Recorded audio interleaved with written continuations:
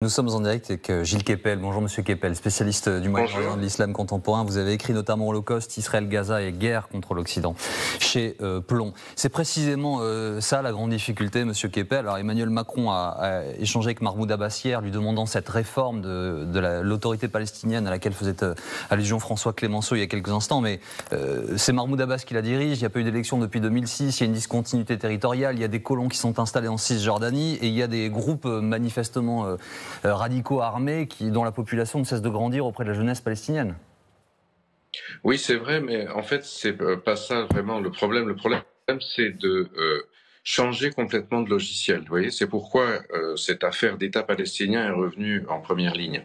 La situation actuelle, elle est due à quoi? Elle est due à ce que Monsieur Netanyahou, sur l'incitation des néoconservateurs américains qui, dès 1996, avaient décidé qu'il fallait torpiller les accords d'Oslo parce que ça affaiblissait Israël, et qui avait publié un mémorandum qui s'appelait The Clean Break, une franche rupture, avait voulu faire en sorte qu'il n'y ait pas de reconnaissance d'un État, si vous voulez.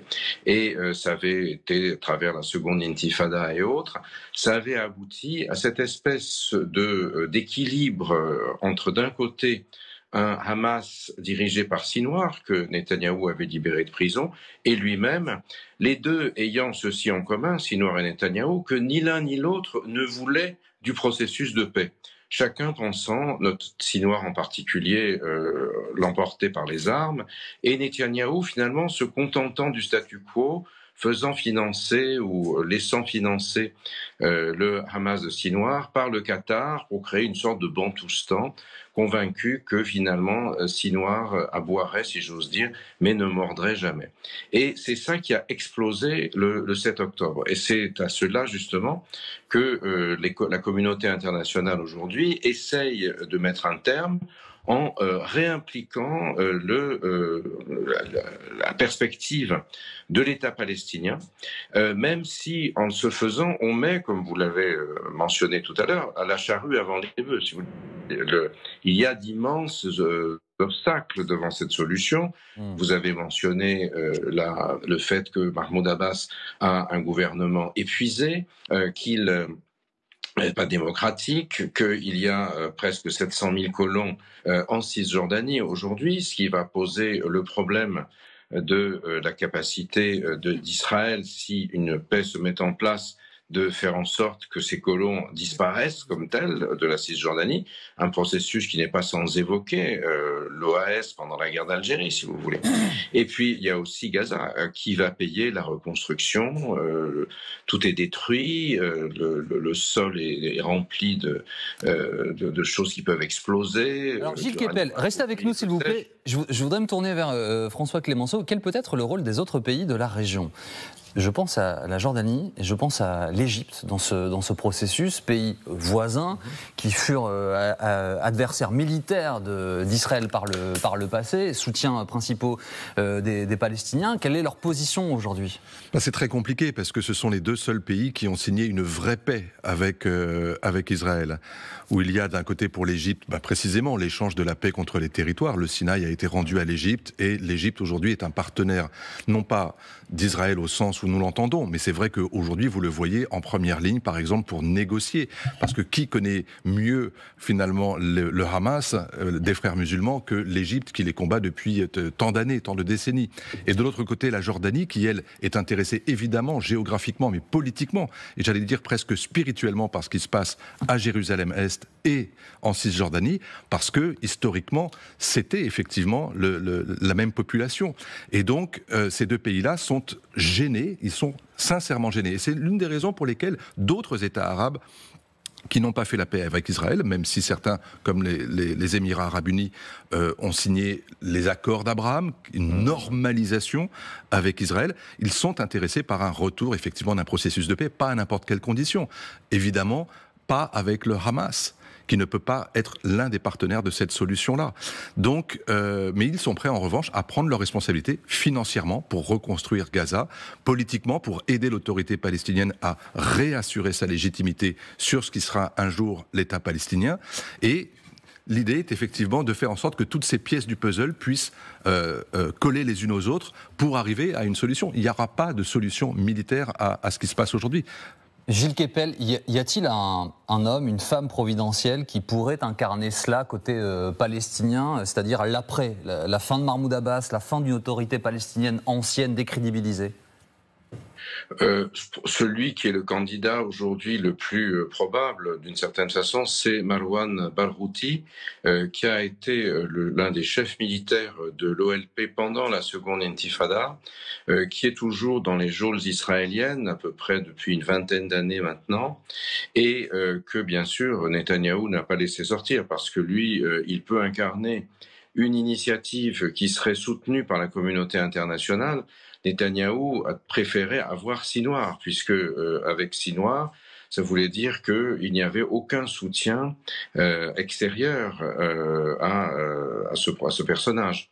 Et c'est toute la difficulté qu'il a aujourd'hui. Netanyahou veut poursuivre absolument une initiative, une offensive militaire, pensant qu'il va débusquer Sinoir, qu'il va libérer les otages et que ça permettra sa survie politique. Mais vous voyez, François Clemenceau vient de parler de l'Égypte.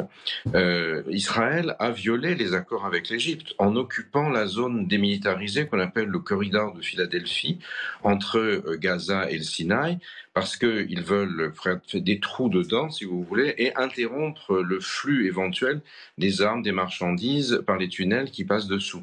Mais ce faisant, ils ont violé les accords avec l'Égypte, ce qui fait que le maréchal Sissi, en rétorsion, s'est joint à la plainte de l'Afrique du Sud, à la Cour internationale de justice, envers Israël. Et une fois de plus, là, il n'y a pas d'échappatoire aujourd'hui au changement de Premier ministre en Israël, parce que ce changement de Premier ministre signifie le changement du logiciel et la perspective de se diriger vers un processus de paix qui inclut l'État palestinien. Les accords d'Abraham dont il a été parlé à l'instant étaient basés sur le postulat qu'il n'y aurait pas d'État palestinien, qu'avec la prospérité née de la joint venture entre les Émirats arabes unis, riches de leur rente pétrolière d'un côté, et la Startup Nation israélienne, il y aurait de la prospérité et d'une certaine façon, les Palestiniens de Gaza se satisferaient de celle-ci en oubliant la revendication de l'État. Et c'est ça qui est aujourd'hui le grand enjeu, si vous voulez, par-delà les éléments conjoncturels. Merci beaucoup d'avoir été avec nous. Je rappelle le titre de votre dernier ouvrage, l'Holocauste, Israël, Gaza et la guerre contre l'Occident. Et c'est aux éditions Plomb. Merci, c'était un plaisir comme d'habitude d'échanger avec vous. Toujours au sujet de cette actualité, je voudrais revenir sur ce qui s'est passé hier soir donc à l'Assemblée nationale où Aymeric Caron, député apparenté à la France Insoumise, Soisig, a projeté son film consacré aux violences dans la bande de Gaza depuis le lendemain du 7 octobre. 7 mois d'images qui ont été compilées. Il y a une quinzaine de députés qui ont fait le déplacement, pas plus. Écoutez Aymeric Caron. Donc je pense qu'il y a un certain nombre de députés qui vont se réfugier derrière l'excuse qu'ils avaient un agenda trop chargé, que c'est des images trop difficiles, pour tout simplement continuer à être dans le déni. Parce qu'en réalité, la particularité de cette Assemblée nationale française, c'est qu'elle continue à soutenir Israël. Malgré les preuves qui s'accumulent d'exactions, de crimes de guerre, de crimes contre l'humanité, de génocide, comme le dit le rapporteur spécial de l'ONU sur les territoires palestiniens.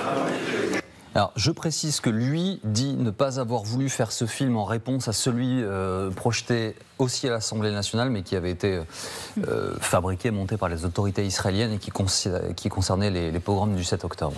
Oui, et on n'est pas obligé de le croire. Il y a une volonté évidente d'importation du conflit sur le territoire français, dans le débat politique français, je ne parle pas dans le débat politique français de la part de la France Insoumise.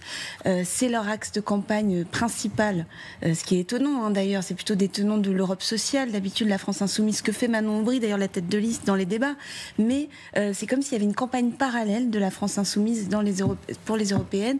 Donc la cause palestinienne, matin, midi et soir. Alors l'émotion est énorme, d'ailleurs elle dépasse largement la France Insoumise. Toute la classe politique, même une bonne partie des Français ont été très secoués par ce qui s'est passé à Rafah, qui est assez incompréhensible de s'en prendre à des gens qui ont déjà été déplacés. En vous écoutant, Soisig, on va montrer des images qui illustrent ça.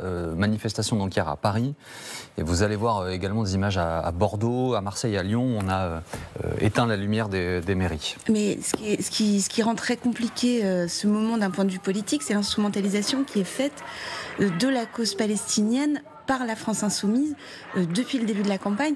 Souvenez-vous, si on revient au 7 octobre, le communiqué de la France insoumise qui mettait déjà sur le même plan les autorités israéliennes et ce qui s'était passé et le Hamas, qui refusait de parler d'actes terroristes.